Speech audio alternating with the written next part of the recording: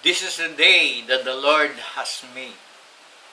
Alam mo, Earl, 40 years ay tunay nga na isang malaking pagpapala para sa iyo na i-grant ni Lord na maabot mo ang 40 taon ng pagpapala sa iyo ng ating Panginoon na hanggang sa ngayon ay binibigyan ka ng isang masaganang buhay, mapagpalang buhay at sa inyo ring pagsasama bilang mag-asawa ni Aiza ay patuloy na kayo ay kanyang binibigyan.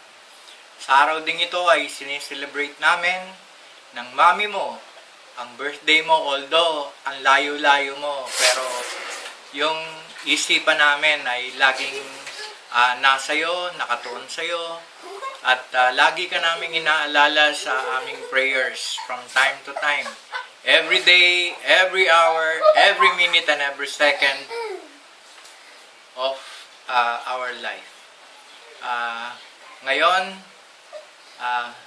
meron kaming cake para paghati-hatian at sana nga even sa maliit na pagkakataong ito ay ma-celebrate namin in our simple way of remembering your birthday today, October 3, 1972.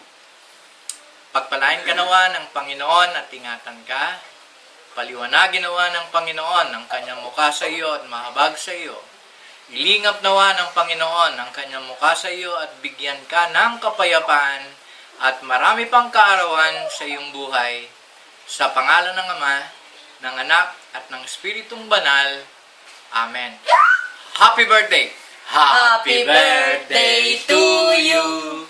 Happy birthday to you. Happy birthday, happy birthday.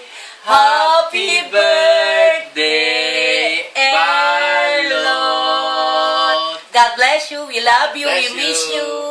Aiza, ganun din sa'yo. Oo. Bye! Bye!